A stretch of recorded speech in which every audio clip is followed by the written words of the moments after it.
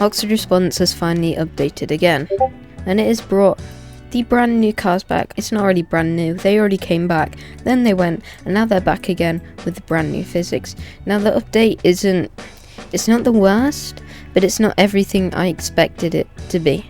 Now let's first go over the simple thing with the map. Now on the map there are actually road names, but the thing is you can't read them. You have to get really close. I'm sure this is a bug and they're currently trying their hardest to fix it, but I'm doing the video straight off when it releases. Also, yeah, you can actually zoom. You can zoom in with your mouse wheel, or down here there are actually buttons to change the zoom, and you can actually zoom really far away from the map. And so your map could just be bugged like this and you would have no idea why.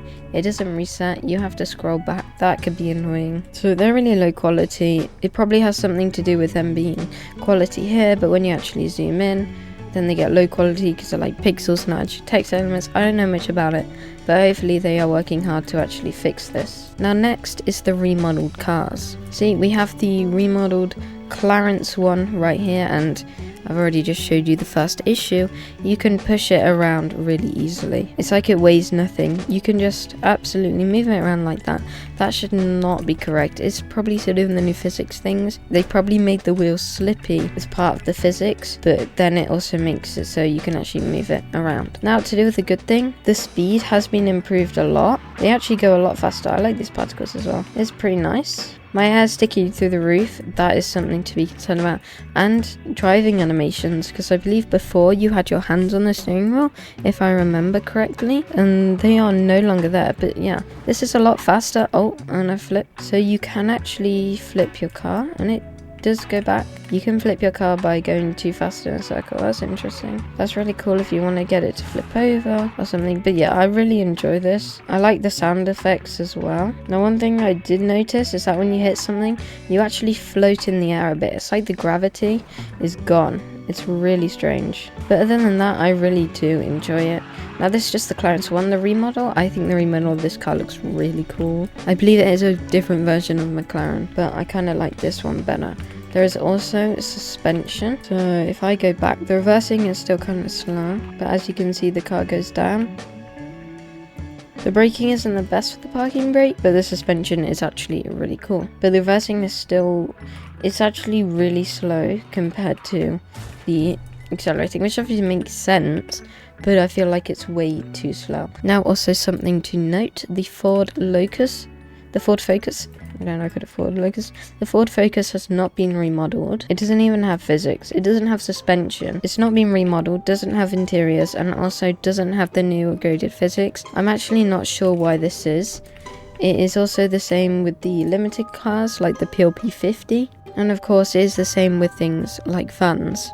Now this is the Percy 900, also a really cool car, really fast car, not as fast as the Clarence one, but still got pretty nice physics. I do enjoy driving these, and also the interior is looking pretty nice. But yeah, again, no driving animations, my hands are just straight down. Now let's go and have a look at different teams. If we head over to the police team, you will notice that when I joined the team, there weren't actually the 4 options, because when you join the police team, there were the 4 options. There was roads policing, there was armed force policing, undercover, and there was CTFO. Now, remember how when the update first came out, you could join undercover and CTSFO without actually owning the Game Pass? Well now, even if you don't own the undercover Game Pass, which I actually do not, if I go to store, I don't have the undercover police Game Pass, I can actually go here and I can get the Trail Traver Vetra and I can spawn it in, and it is in fact undercover. Now of course you can actually see the high-vis, so obviously that doesn't make it as powerful. I'm not sure if this is intentional. It was also a bit of a strange car to add to general police, so I think it should definitely be locked for undercover. It's really strange that they actually have added this, and only undercover, and being able to access it. The Clarence 1 preview is also on undercover. Next, we have a general police car, looking pretty nice, undercover livery, looking pretty nice. Interiors, bit of a slow acceleration. The lights are pretty much the same. I don't think they've been altered much. But yeah, again, the Ford Focus hasn't had any change to it. It does have a new livery. The new livery is cool, I'll admit. This is actually much faster than the civilian car, which is strange, but it doesn't have the new suspension and physics. Now again, vans for some reason don't have the new physics or the actual new interiors, like so. They are a bit faster, I think, but no new physics. And every one with a new interior, they have actually put new. Now for some reason, I believe this is an Audi, it doesn't actually have... See, this one actually tells me to go on undercover, but this one doesn't have an interior for some reason. Even though it is literal undercover, so it's supposed to look like you're on civilian, but all the civilian cars have interiors. But if you don't have interior, they'll know you're on police. He defies the point. Also the Sandcat, I don't know if it's lower quality or that's just how it's rendering, but yeah, it's looking very low quality, or maybe they've just changed it to a different low poly design, which why would they? This is electric, so yeah, you still need Game Pass for electric vehicles, but for some reason you can spawn this car, which I found very strange. Also, I believe someone pointed out to me, yeah, you can still push these vehicles. There isn't actually a brake light. Oh, there is brake lights. There are rear reds. Or maybe not. Now moving on to the highway team. This team still has absolutely no purpose. We don't have any highway calls. And now officially on the Ford Rimmer, they don't actually have the snowplow. And this car, is it bigger? Or it might just be taller. It might just be taller because of these wheels. But remember, the wheels used to go inside this spring. It was just broken somehow, but now the wheels are actually coming out and down. So the wheels actually work now. You can actually drive this car. Let's actually have a go driving it. Got the new physics quite slow, concerningly slow. Also, I'd like to mention the speedometer. It used to actually nicely go up, but now it goes up in chunks. It goes up in chunks. It actually skips numbers. It doesn't actually go one by one. This isn't actually a good way to represent it. Here, you can actually see if you pay attention, it skips up from numbers. It used to go one by one and gradually increase, but now it's skipping numbers. It goes 16. It goes very quickly down one, so maybe it actually makes it more accurate, but for me it actually makes it very unpleasant. And the brakes, not as good.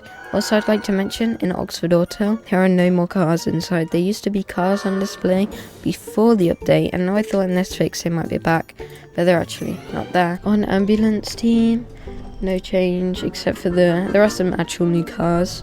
I don't like this, it looks too boxy. But there are some new cars, some new remodeled cars. Took a while for that to load in. Some cars do take longer to load in than others. But this is the Senna Runner. This is not having interior. It's like everything other than the car, like a truck or a van, and the limited cars and the basic car all don't have interiors for some reason, and I find it really strange. Also, before, it was actually quite laggy, and a lot of people are actually saying it is laggy. For me, it isn't actually too laggy, but you can actually see that apparently they have optimized it, so it is less laggy for me. So they have optimized it in some way, but if we actually go into the back of the car here, we can see that the license plate is not optimized. You've got all this random little stuff here that's probably using up your processing power and just slowing your game down. And now, if you were paying attention to the map earlier, you can actually see that up here, there is another goods exchange. And I would just like to point out that I actually predicted this. So, in a future video, which I'm not going to leak too much about, but I made this Photoshop about potential goods exchange. So, I said that there would be another goods exchange somewhere in this area, because Camden confirmed this, and I said it was either there or there, and I would say this is pretty similar position. It's literally right where it is. I literally predicted that. And then I also said it could be over here in this new town. I didn't really think it actually could. I just said over there because something really needed to be in this area, and that was just a possible place for it. So let's actually go over to the goods exchange. Now, if you do actually select this as a waypoint, the other one does get selected as well. So they're clearly under the same function or something, and it's activating both of them. I don't know why it's actually doing that. And if you select it, it will only give you the waypoint to the actual first goods exchange. So it's actually hard to find this goods exchange. Now, this goods exchange is in the new map expansion down this way. If you're not already familiar with the map, currently down this country road and right towards where Neo Agriculture is. you turn right over here by this big field. I'm currently low on fuel, and you can actually clip straight through these little barricade things. Can you? It's very interesting. Yeah, some very interesting physics here. But if you head down here, you will notice that the little barn here, you can't actually enter it from that side. You can enter it from this side, and you'll see it is an actual goods exchange. And you can also see my car is currently rolling away, but we have dirt again on the vehicles. You could see when you ride around in the mud, the dirt reappears and makes your car dirtier. For some reason, my car will not stop moving. Now, if you do actually manage to find this goods exchange, you will notice that it doesn't work. I press E and it does not open. This is a current bug. They're aware. They're addressing it, but I'm making this video now and it's broken. Yep, no matter how many times I press it. I'm not actually sure why this is happening. Probably just a bug. Maybe linked to the fact that there's two and they've just duplicated it and they haven't actually gone over the code. They said that in testing, they tested it 3 times and it worked. For some reason this time it isn't working. Also to note, in the other one there's 1 goods exchange van. There's actually 2 here now. Interesting. Anyway, if you did actually enjoy this video on the Oxford Response update, I'm sure there were more small tiny updates, tiny features that you could actually find by playing this game. So if you do actually want to go ahead and play this game, the link is in the description. And if you did enjoy this video, like it, subscribe to the channel, and I will see you next time.